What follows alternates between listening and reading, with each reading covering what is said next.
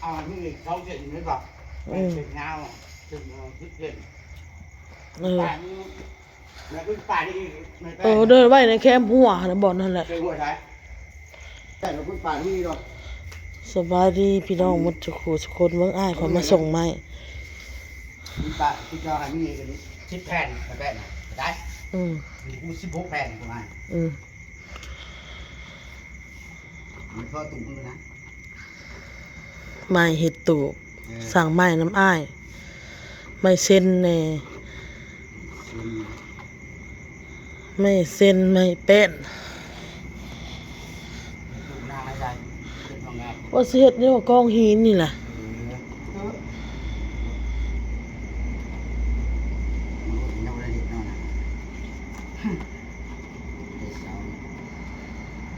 เสาก็มีนะเนาะเสามันจะสุดเด้เนมเบิ่งนี่หน้าบ้านนะนี่เจ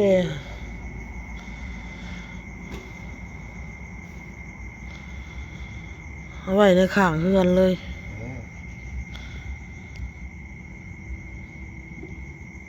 มาต่อพื้นลงเตาเลยบ่เอาพื้นลงเตาแล้วมาเอาไม้มาให้น้องต่อเอาพื้นลงเตาแล้วกันเอาไม้ขึ้นรอแล้วกันมาเลยใส่แกก็คือรถโบราณเด้แม่นเลย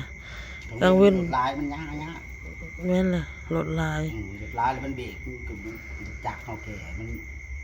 ยากเพราะถือว่ามันบ่เป็นธรรมดาเลยไม้นี่มันนักเท่าไรไม้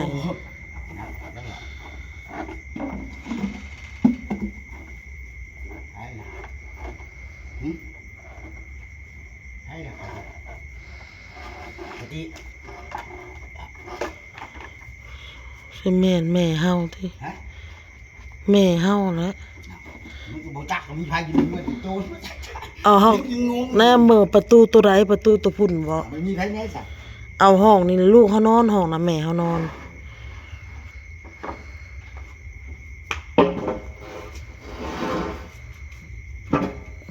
ไม่สินยาวนี่ชอบสิ่งประมาณนี้เลยไม่เสร็จนี่ยาวจักเม็ดตัวนี้3 เมตรบ่ตัวนี้3 เมตรอันนี้เป็น3 เมตรมันจะสั่น10 เซนนะ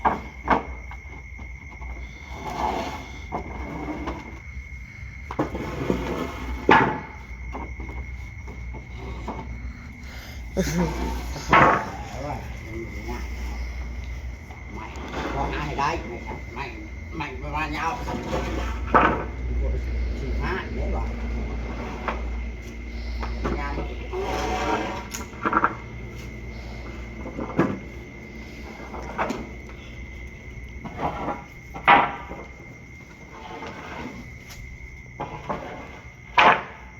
ไม่ตัวเขาแก่เขาไปขายเพื่อเยอะเลยเขาเจ้าให้ห้านนั่นเขาขายไม้เสือโอ้ยเขามาซื้อบ่ได้ยังบ่พอไปจ่ายไปเถอะไปเอาหอดเฮือนเขาเป็นชื่อเขาชื่ออยู่ในเฮือนน่ะ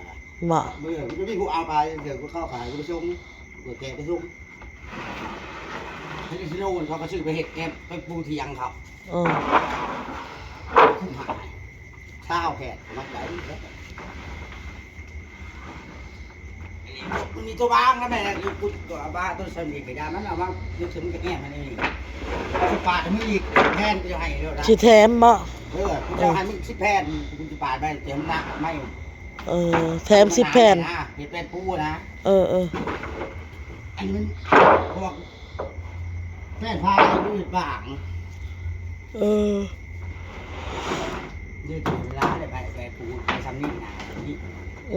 ะนาๆเนี่ยแหละว้าว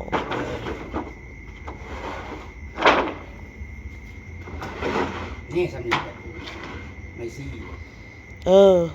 เอาไม้งามๆตัวไม่ซี่แล้ววันนี้ไม่ซี่เสร็จมันก็หนักมันแก่นไว้มันทนแน่ได้ไหมแดงได้ไหม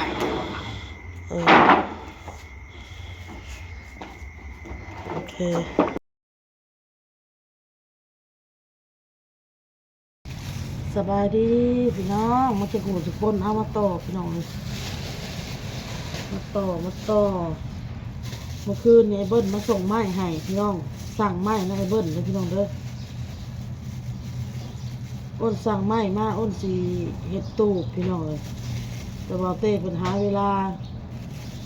าผักเวียดก่อนพี่น้องแล้วก็สีเฮ็ดตูบเฮ็ดกระบอกอ้าย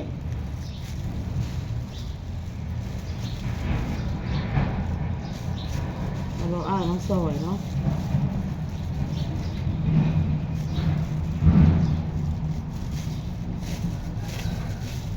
จามฮอตดอกทำเด็ดเลยน้อง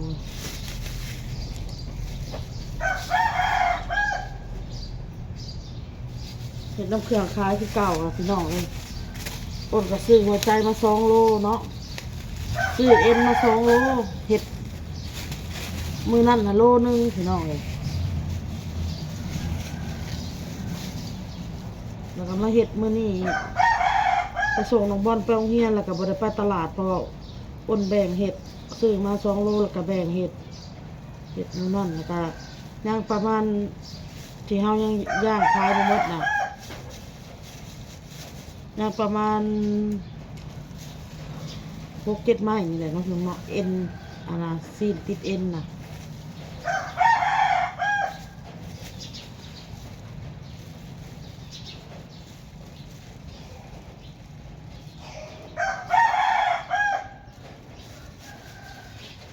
ไปจีดไปหาคุณแม่ขนูนกับลูกร้านหันแลนไปนำสวยๆพี่น้องเขามาอยู่อ้นก็ได้ไปนำเอา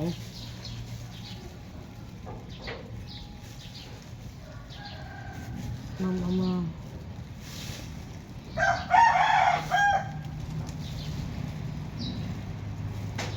สิเห็ดตูบอยู่หน้าบ้านไปนั่งที่ขอกที่เข่าไปนั่งลิ่นอย่างนี้แหละประมาณนี้แหละนะพี่น้องนะสั่งใหม่นะไอ้เบิ้ลแต่ว่าเพิ่นสิแถมให้10 แผ่นเพิ่นว่า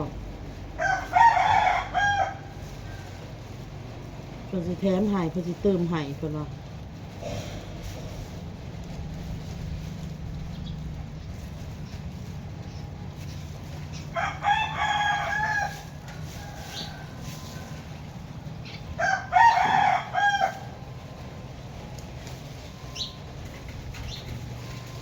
นี่ก็สิออกไปขายเครื่องคือเก่ามันแดดอยู่มื้อนี้พี่น้องเลย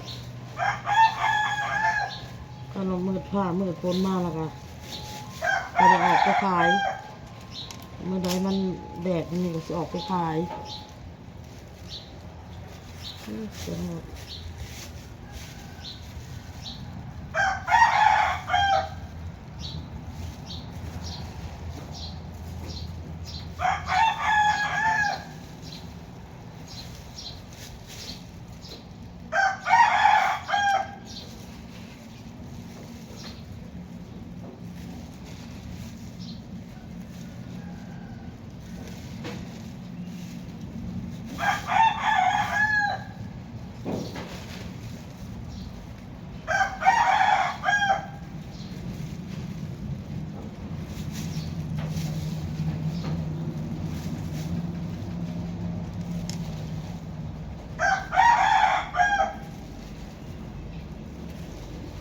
ก็โต๊ะ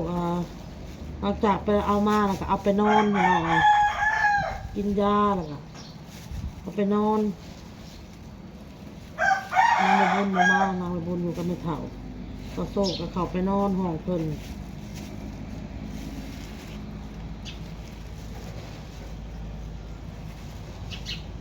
น้องบอลได้ข้าวผัด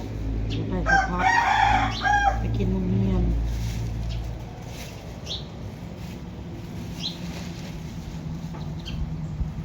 วันนี้ก็มีฮอทดอก6 ซีนแล้วก็มีจำเอ็นติดซีนแล้วก็มีจำหัวใจพี่น้องมันลมหนาวมันพี่น้องถ้ามันยังเศร้าร้ายกะห้ามขายเครื่องเขามันแดดพี่น้องต้องระดับ12 โมง 1 โมงมันห่มจะชวนแม่จีดไปหาเลาะแหน่ไข่หมดน้ำแน่อ้นนะ มาเติมใส่กับตัวหมู่บ้านนี่เนาะใส่เวลามีประโยชน์เนาะลูกร้านรับนี่ก็ไปบริใกล้หรอกไปทางหลังเพื่อนนี่เนาะแหน่นี่กับในแคมป์น้องครับแล้วก็พากันมา